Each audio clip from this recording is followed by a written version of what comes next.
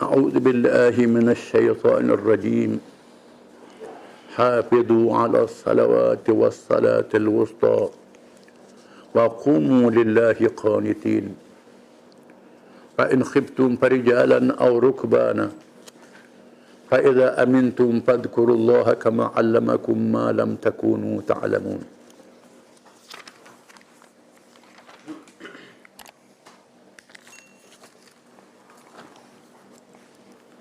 Peliharalah kamu, kerjakanlah dengan tetap dan sempurna pada waktunya segala sembahyang fardu, khususnya sembahyang wusta, yakni sembahyang asar, dan berdirilah kerana Allah dalam sembahyang kamu dengan taat dan khusyuk. Dan jika kamu takut sesuatu bahaya, maka sembahyanglah sambil berjalan atau berkenderaan. Kemudian apabila kamu telah aman sentosa, maka hendaklah kamu mengasihi Allah dengan mengerjakan sembahyang secara yang lebih sempurna, sebagaimana Allah telah mengerjakan kamu apa yang kamu tidak mengetahuinya. Ayat ini berkait dengan hukum fiqh.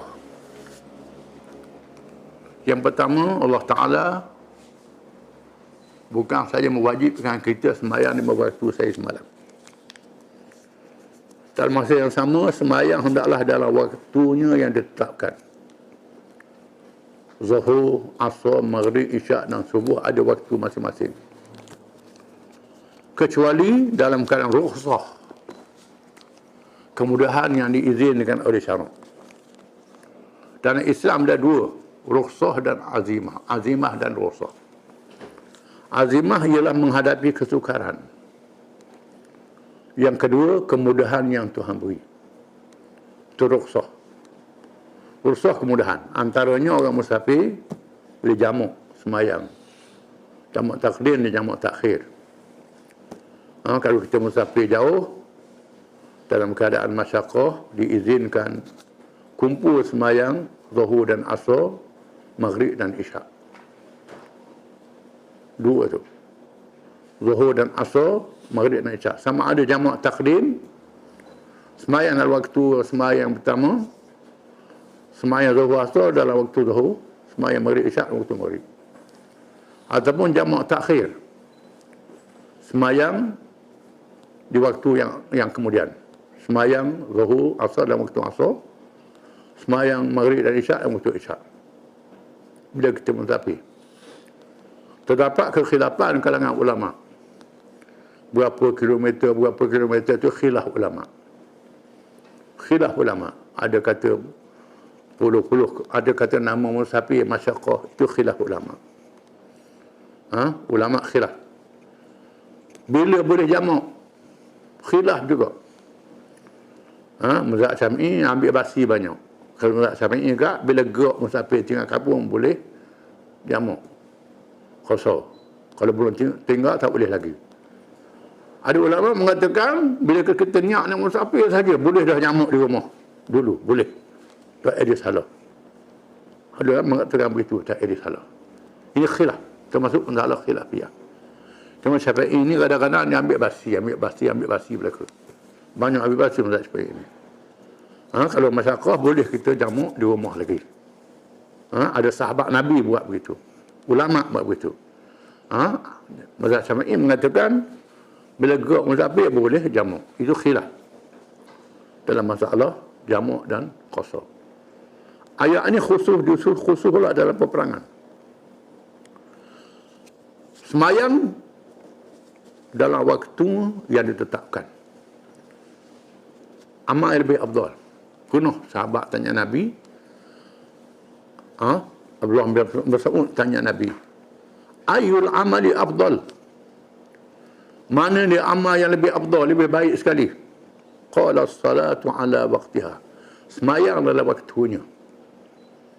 Semayang dalam waktunya. Qultu summa ayu. Kemudian apa pula? Al-jihadu fi sabilillah. Jihad sabilillah. Qultu summa ayu. Lepas apa pula?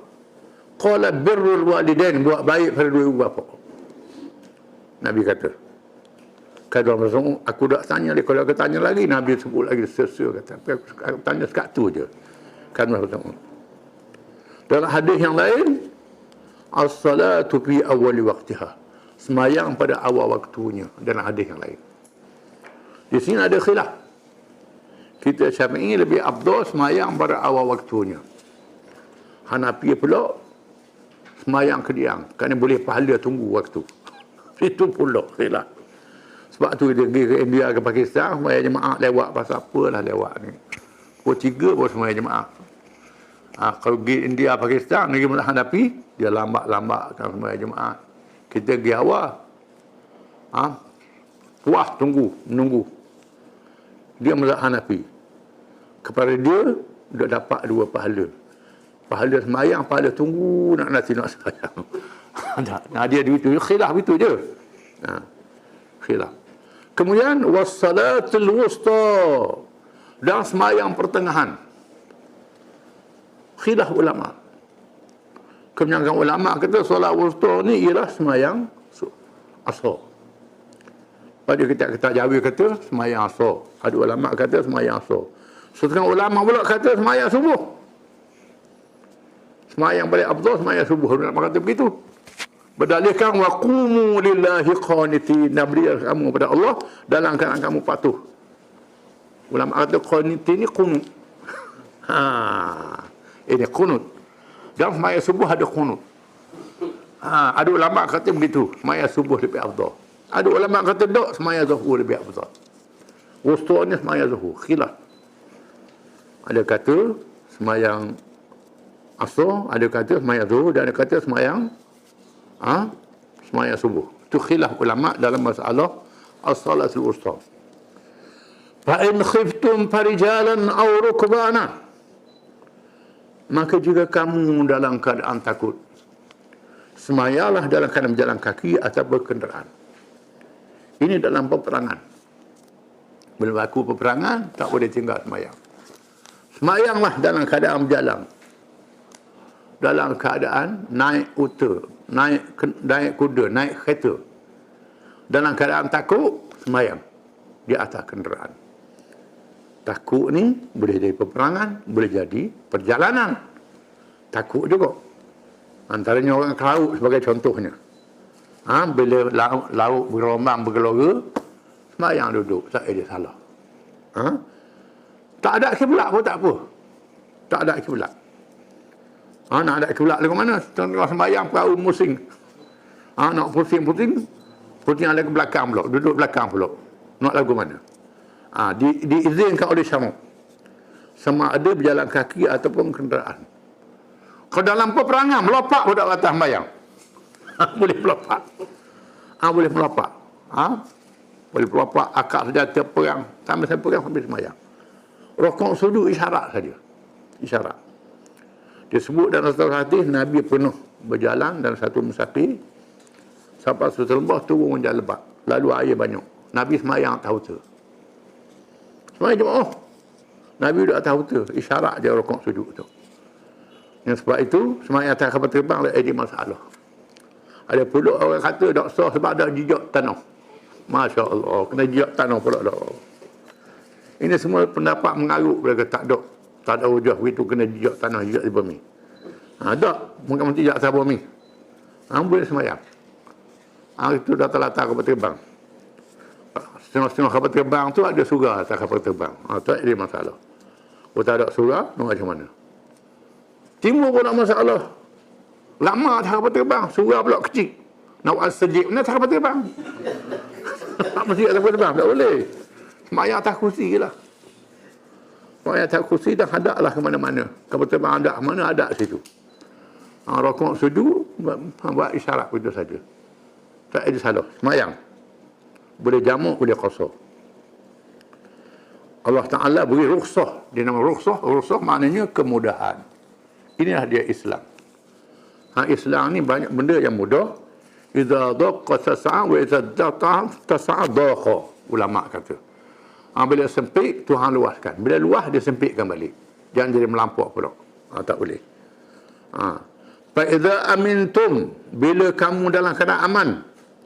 Fadhkurullaha kama 'allamakum ma lam takunu ta'lamun. Maka ingatlah kamu akan Allah berzikir semayang, doa dan lain-lain sebenarnya Allah ajar pada kamu yang kamu dahulunya kamu tak tahu apa. Bila kamu jadi orang Islam, banyak benda yang kamu tahu. Jadi ayat ni pendek memberi makna yang sangat besar. Dan kita akan bertemu pula dalam surah surah An-Nisa. Surah An-Nisa akan diterang pula cara semayang dalam peperangan dengan cara yang khusus. Semayang jemaah, semayang jamak, satu pasukan ikut imam punya separuh. Kalau semayang 4 rakaat, kemudian niat mufarakah tu imam bangun, hak ni tinggal beri salam cepat, mari hak pasukan yang kedua pula sambung pula. Macam-macam cara, banyak cara yang disebut dalam kitab-kitab fiqh. Wallahu a'lam.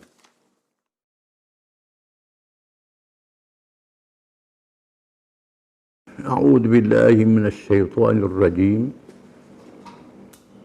والذين يتوفون منكم ويذرون أزواجا وصية لأزواجهم متاعا إلى الحول غير إخراج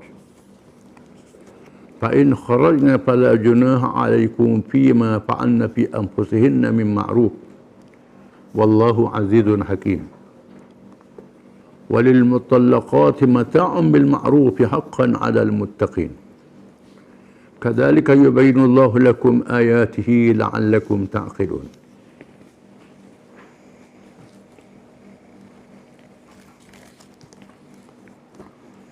Yang bermaksud, dan orang-orang yang hampir mati di antara kamu serta meninggalkan isteri-isteri hendaklah berwasiat untuk isteri-isteri mereka, iaitu diberi nafkah, sagu hati, makan pagi dan tempat tinggal hingga setahun lamanya. Dia tempoh disuruh pindah dari tempat tinggalnya. Kemudian jika mereka keluar dari tempat tinggalnya dengan kehendaknya sendiri, maka hendaklah kamu bersalah, wahai wali waris si mati. Tidaklah kamu bersalah, wahai waris si mati. Tidaklah kamu bersalah, wahai waris si mati, mengenai apa yang mereka isteri-isteri itu lakukan pada diri mereka dari perkara yang patut yang tidak dilarang syarak itu. Dan ingatlah Allah Maha Kuasa lagi Maha Bijaksana. Dan isteri-isteri yang diceraikan berhak mendapat mut'ah, pemberian sagu hati dengan cara yang patut, sebagai satu tanggungan yang wajib atas orang-orang yang bertakwa. Demikianlah Allah menerangkan kepada kamu hukum-hukumnya supaya kamu memahaminya. Ayat-ayat ini masih berkait dengan isteri yang kematian suami dan diceraikan oleh suaminya.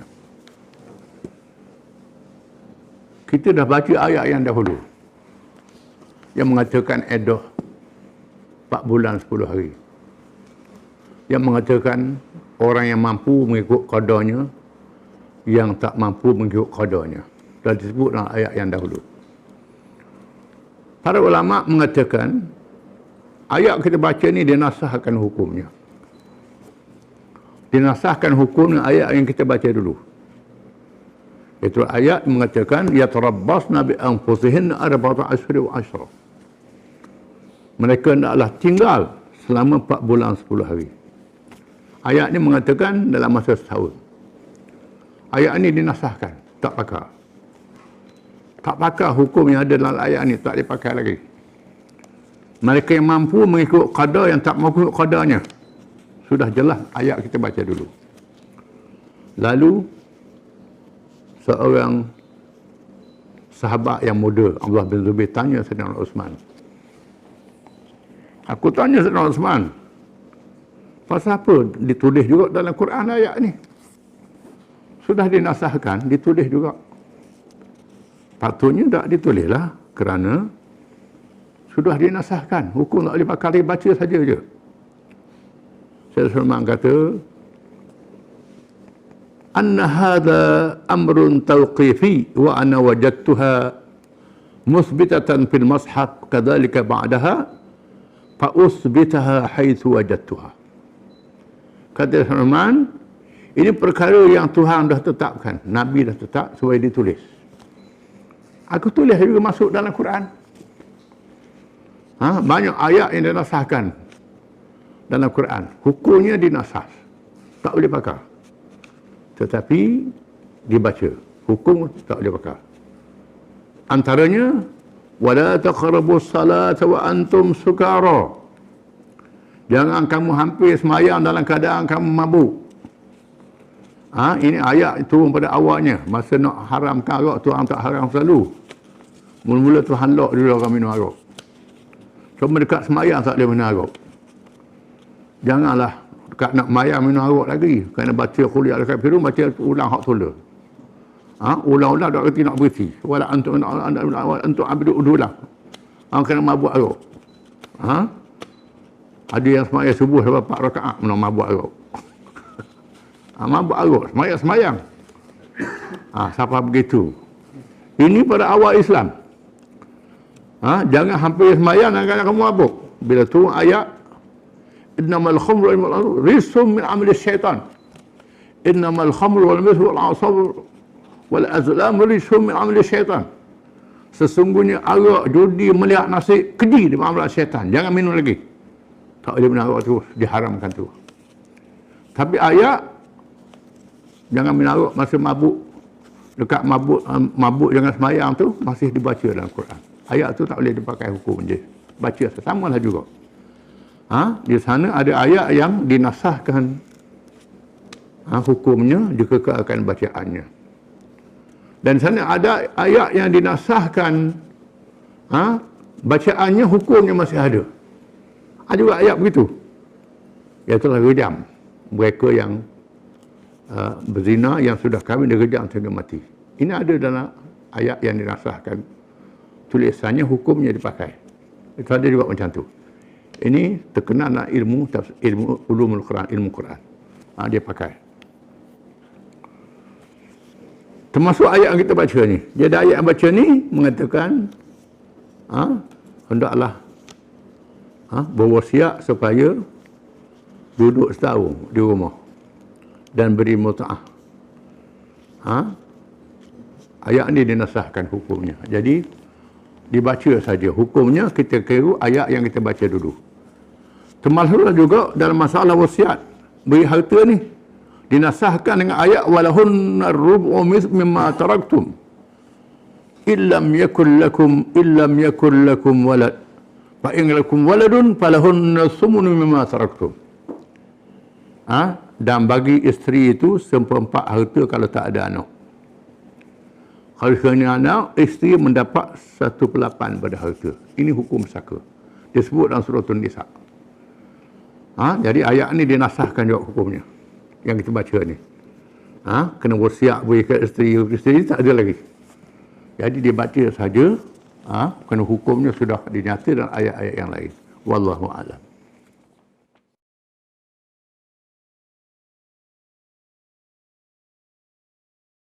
أعوذ بالله من الشيطان الرجيم ألم تر إلى الذين خرجوا من ديارهم وهم ألوف حذر الموت فقال لهم الله موتوا ثم أحياهم إن الله لذو فضل على الناس ولكن أكثر الناس لا يشكرون وقاتلوا في سبيل الله واعلموا أن الله سميع عليم من ذا الذي يقرض الله قرضا حسنا فيضاعفه له أضعافا كثيرة والله يقبض ويبسط وإليه ترجعون.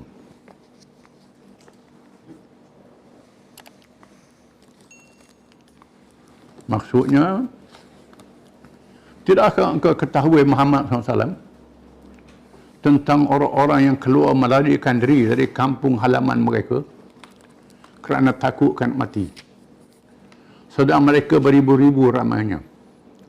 Maka Allah berfirman kepada mereka, matilah kamu. Kemudian Allah menghidupkan mereka. Sesungguhnya Allah sentiasa melimpah-limpah kurnianya kepada manusia seluruhnya. Tetapi kebanyakan manusia tidak bersyukur. Dan berperanglah kamu perjalanan Allah kerana mempertahankan kebenaran agamanya. Dan ketahuilah sesungguhnya Allah amat mendengar lagi amat mengetahui.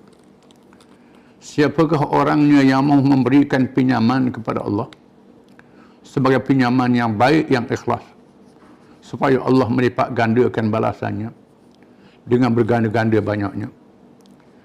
Dan ingatlah Allah jugalah yang menyempit dan yang meluaskan pemberian rezeki, dan kepadanya lah kamu semua dikembalikan. Kita kembali kepada kisah Bani Israel, iaitulah kaum bangsa Yahudi yang terkena dengan melawan Allah Ta'ala, melawan Rasul-Rasul dan Nabi-Nabi alaihi wassalatu wassalam, melawan ulama-ulama yang saleh, walaupun Allah memberi pada kitab Taurat dan kitab-kitab yang lain. Mereka tak ikut kitab-kitab itu. Mereka ikut suka mereka. Mana yang setuju mereka pakai, yang tak setuju mereka tolak. Ini perangai Bani Israel. Ayat ini mengisahkan peristiwa kalangan Bani Israel zaman dahulu. Alam ta'ila alladhina kharaju min diyarihim wa hum ulufun hadral maut. Adakah kamu tidak menyadari, kamu tidak tahu satu kumpulan yang keluar dari negeri mereka, jumlah mereka beribu-ribu kerana takutkan mati. Mengikut riwayat Ibn Abbas, jumlah mereka 4,000. Riwayat yang lain 8,000. Riwayat Abu Saleh 9,000. Riwayat yang lain 40,000. Ada riwayat mengatakan 30,000 lebih. Mereka keluar kerana takut mati. Ulama mengatakan puncanya kerana wabak. Berlaku wabak ta'un. Mungkin wabak COVID, wallahu a'lam, kita tak tahu. Sama dulu sahaja. Yang penting berlaku wabak. Berlaku wabak, Allah Ta'ala mengarahkan mereka dengan keluar dari negeri yang ada wabak. Dan memang di sana ada hadis-hadis yang sahih. Nabi mengarahkan bila berlaku wabak jangan keluar daripada negeri, takut jangkit pada orang lain. Orang luar jangan masuk, takut dijangkiti penyakit itu. Ini disebut dalam hadis Nabi SAW. Apabila berlakunya ta'un Amwas. Amwas ialah satu kawasan di Palestin yang hampir dengan berlakunya peperangan Yarmouk yang terkenal. Mungkin juta bala tentera yang mati. Menyebabkan berlakunya wabak. Sehingga ribu-ribu sahabat radhiyallahu anhum mati, penduduk mati. Berlaku zaman Sayyidina Umar bin Khattab radhiyallahu anhu. Sayyidina Umar berhasrat untuk melawat Syam, kawasan wabak ini. Bila dengar wabak, Sayyidina Umar terhenti sekejap. Tiba-tiba datang Abdurrahman bin Auf radhiyallahu anhu. Orang kata dia telah mendengar Nabi bersabda, "Idza kana bi ardin wa antum biha fala takhruju firaran minhu, wa idza sami'tum bihi bi ardin fala taqdumu alaihi."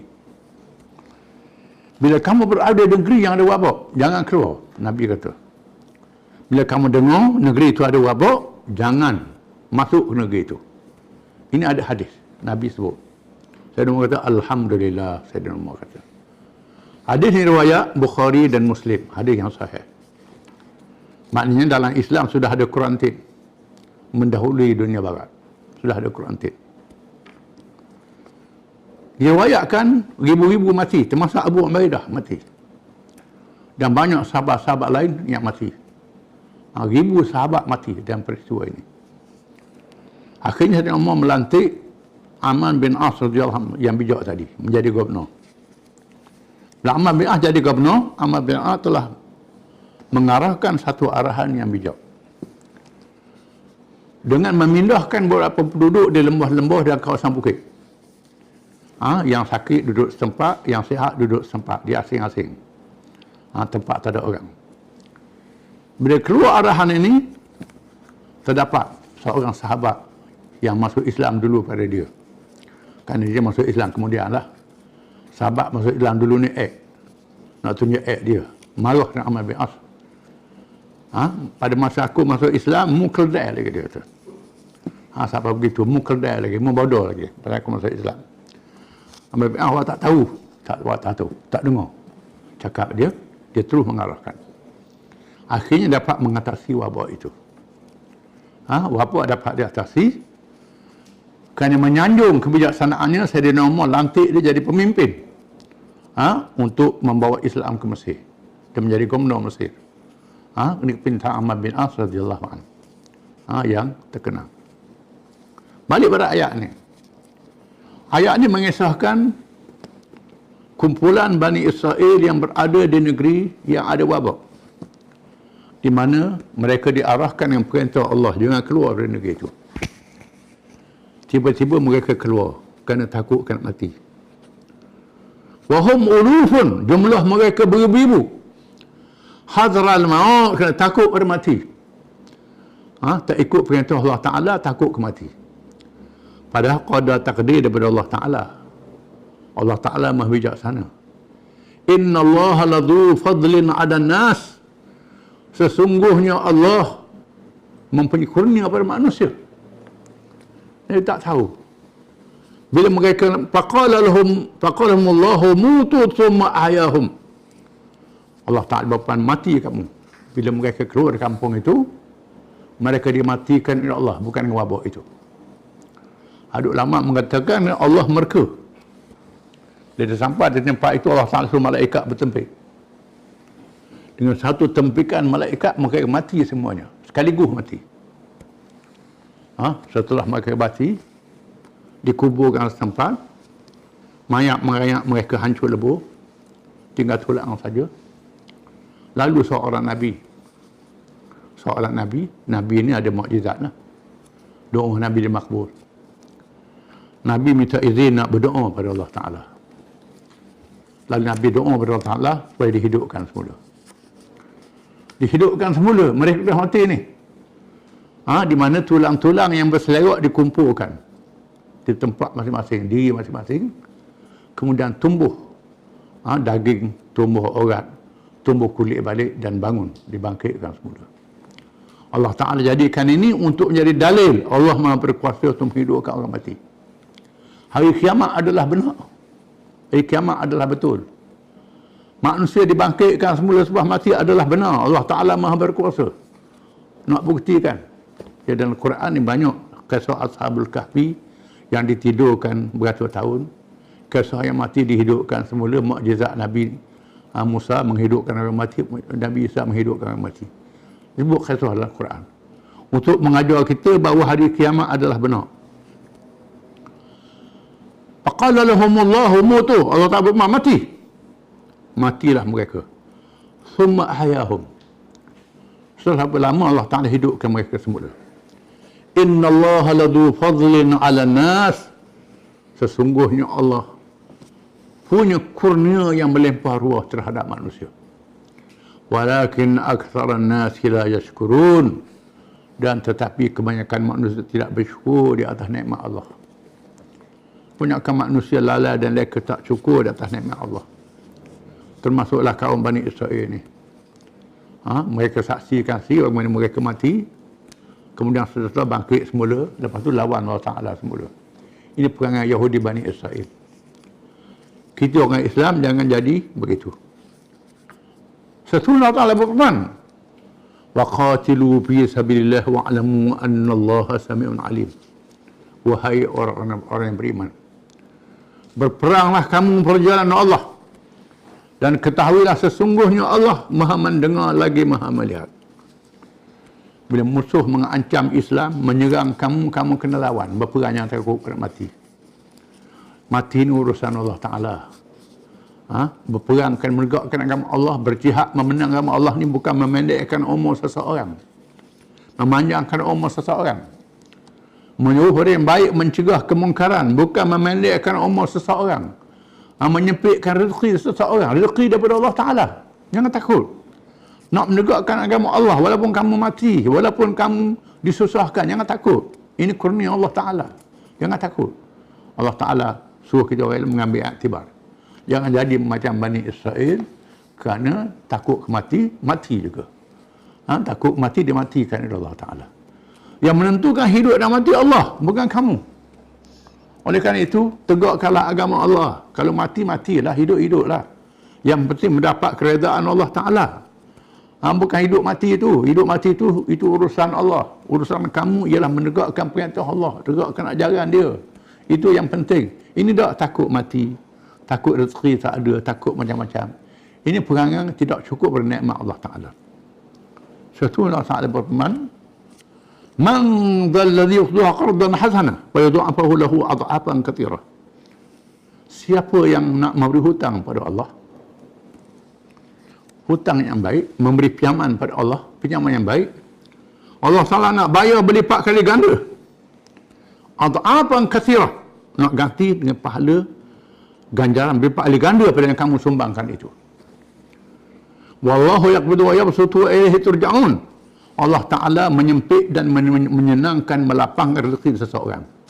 Dan kepadanya kamu dikembalikan. Mengikut riwayat para ulama, seorang sahabat Abu Dahdah Al-Ansari radhiyallahu anhu, bila dengar ayat ni, dia tanya Rasulullah, Allah Ta'ala minta utang juga ke Rasulullah? Allah Ta'ala minta utang. Kan Allah Ta'ala maha kaya. Lalu Rasul kata, ya wahai Abu Dahdah, ya Allah Ta'ala nak minta utang. Lalu dia kata, hulurkan tanganmu ya Rasulullah. Hulur tangan, saya nak bagi utang kepada Allah Ta'ala. Dahdah. Lalu, wahai Rasulullah, terima hutang saya nak beri. Saya ada satu kebun. Dalam kebun tu ada 600 pokok kurma. Isteri saya masih ada dalam tu. Dengan keluarga, dengan anak-anak ada di situ. Ada di situ. Saya nak suruh dia keluar. Lalu dia pergi ke kebun dia, panggil, wahai Ummu Dahdah. Dahdah kata, ya, ada apa? Keluar. Aku beri hutang pada Allah Ta'ala. Keluar. Menunjukkan keimanan seorang sahabat radhiyallahu anhu. Keimanan yang sungguh-sungguh. Bila dengar ayat Quran, terus laksanakan ayat Quran itu. Surah kebun, satu kebun. Ada 600 pokok. 600 pokok ni banyak. Aku dalam sekarang 600 pokok kurma. Berapa ribu harga. Sekarang ni lagi mahal harganya. Dia sanggup. Jadi menunjukkan bahawa Allah Ta'ala melipat kali gandakan mereka yang menyumbang hartanya perjalanan Allah Ta'ala. Disebut dalam ayat yang kita baca selepas ni, sehingga 700 kali ganda. Berbeza dengan sumbangan sedekah biasa. Kalau sedekah biasa, kita tolong orang miskin, tolong orang cacat, 10 kali ganda saja. Derma masjid, 10 kali ganda saja. Tapi derma kerana perjuangan, 700 kali ganda. Kerana apa? Kerana sangat mencabar. Derma pada perjuangan ni sangat mencabar. Kalau derma ke masjid, nampak masjid cokoh. Derma ke orang tepuk, nampak dia tepuk. Derma pada orang buta, nampak dia buta. Derma pada orang berjihad, nampak dia sembuh. Macam mana ni? Nak derma jihad pada dia? Namun dia buat lari duit ni. Macam-macam. Timbul soalan dalam diri kita. Lama dia berjuang-juang, menang, kita susah, dia senang juga. Untuk dia saja. Ini soalan-soalan yang timbul bila derma jihad. Dan sebab itulah mereka derma jihad ni diganda 700 kali ganda. Kerana sangat mencabar dalam diri manusia nak derma jihad ini. Banyak soalan-soalan syaitan. Soalan syaitan datang. Menjanjikan kekafiran, kekufuran, menjanjikan ini. Kalau kamu derma perjalanan Allah ni, susah kamu nanti, orang tahu. Nanti kamu masuk tenda, orang tak terima lah, kamu tahu ni. Kamu ni melawan, kamu tak setuju ni. Akan jadi macam-macam. Kamu mencegah kemungkaran, menentang mereka yang berkuasa. Ini susah lah. Islam ni Tuhan jadikan seolah-olah macam mustahil menang. Tapi tak mustahil Islam menang. Ini janji Allah Ta'ala. Hanya mereka yang percaya berjanji Allah sahaja yang sanggup menyumbang kerana menegakkan agama. Dengan sebab itulah pahala sangat besar. Ulama mengatakan juga, termasuk juga sabilillah ni ialah sumbangan kepada anak isteri kita. Masuk sabilillah. Ada kalangan kita ni kedekut dengan anak isteri dia. Orang lain murah sangat dengan anak bini kedekut. Padahal nafkah anak isteri ni wajib. pada orang lain sunat saja. Tidakkah mengerjakan amal wajib lebih afdal daripada amal sunat? Termasuklah juga tasbih dan taqdis. Tasbih, berzikir termasuk dalam sumbangan fi sabilillah. Disebut dalam hadis sahabat-sahabat yang miskin ahli sufrah mengadu ke Rasulullah, "Ya Rasulullah, kami ni tak ada harta nak sumbang. Macam mana kami nak buat kebajikan, nak berjihad tak rok?" Nabi kata, "Sebut subhanallah, alhamdulillah, Allahu akbar. Subhanallah, alhamdulillah, Allahu akbar 33 kali lepas sembahyang. Pahalanya sangat besar. Tuhan ampunkan dosa sebanyak pasir yang ada di bumi. Besar pahalanya. Ini sumbangan kamu." Lalu puak-puak ni pun berzikir subhanallah, Allahu akbar. Tiba-tiba balik berjihad dengar. Hak balik berjihad ni ikut kata Rasulullah, puak-puak yang berjihad ni sebut juga macam kami sebut juga. Itulah dia sumbang. Dia berzikir pula lebih pada kami. Nabi kata, itu Tuhan beri kelebihan pada dia lah. Pada dia lah. Menunjukkan bahawa jalan kebajikan ini terlalu banyak. Kita kena sedar sama ada sumbangan diri, harta benda, termasuklah doa. Menyebut kepada Allah untuk meninggikan agama dia, diberi pahala Allah Ta'ala. Wa ilaihi turja'un, dan kepadanya kamu dikembalikan. Semua balik pada Allah Ta'ala yang menentukan pahala pada kita. Wallahu a'lam.